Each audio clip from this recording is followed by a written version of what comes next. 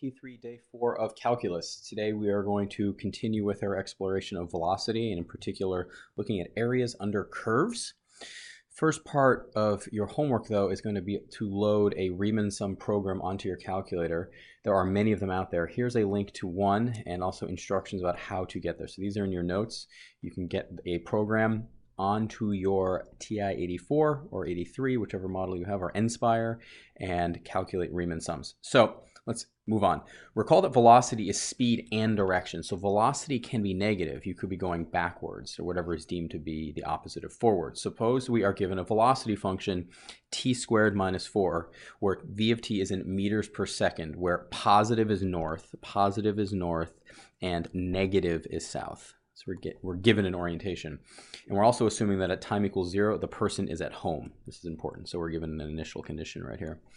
What does v of 1 mean? V of 1 is going to be the velocity at time 1 second. Velocity at time equals 1 second. So what is the velocity after 1 second has passed? And you can figure out what that is by plugging in 1 into the equation. So that's going to be 1 squared minus 4 is equal to negative 3. What does that mean? It means 3 something negative. You know, you got to look at, oh wait, it tells us negative means south. So means it's moving at 3 meters per second to the south. So meaning at time equals 1 second, this particle or this person, whatever is moving here, is moving at a rate of 3 meters per second to the south. What does this mean? Well, this is the area under the curve from 0 to 2 of the velocity function. So it's going to equal the net distance from distance traveled from 0 to 2. And keep in mind, so this is going to be the net change. So keep in mind that it could be negative, it could be positive. So we're going to use our calculator to figure this out. And you can use the really nice, you know, if it's on a homework assignment, you can use the really nice ones that are online. But this is what it looks like when you do it using that applet we've been using, where it's broken into 50 rectangles here. We put in x squared, and it's going from 0 all the way to 2. And the estimated area is negative 5.4128. It actually gives the actual right there, which is negative 5 1/3. So we're pretty close. So negative 5 point, so if you use 50 here, it's going to be negative 5.2528. If you run it on for right-handed, and you do get negative 5.4128 if you do it on the left. So you could average them together and get a good guess, but the actual is negative 5 1/3. So what does that tell us? It tells us that the particle will move a total of 5 1/3 meters to the south from 0 to 2.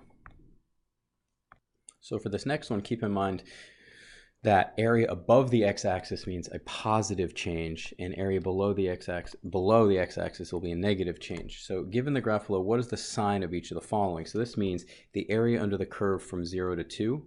And that's going to be this one right here. So if you add that all up, that is definitely going to be greater than 0. It's going to be positive, greater than 0.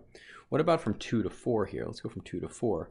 If we go from 2 to 4, and I'll use a different highlighter to match it, from 2 to 4 right here, that's from 2 to 4 right here. That's from here to here. What is that area? Is that going to be positive or negative? Well, that's definitely going to be negative because the entire thing is below the x-axis. What about from 0 to 6? Let's say we went from 0 all the way to 6. So it would be this part and then added with that part. Well, the part here is definitely bigger than what's here. So the negative part is bigger than the positive part. So this thing is definitely going to be negative. So let's evaluate this right here without using a calculator. That's what this means right here. So what does sine x look like? Let's remember sine of 0. What is sine of 0? We know that sine of 0 is 0. So it curves like this, and it ends here at 2 pi. So this is asking, what's the area under the curve of sine x from 0 to 2 pi? Well, it's going to be this area plus this one, but because it's below the x-axis, this is negative, and this is above, this is positive. They're both the same. So when you add them together, you actually get 0. So sometimes drawing a picture can be super, super helpful. And just as a final reminder, please remember to get any Riemann sum program onto your calculator.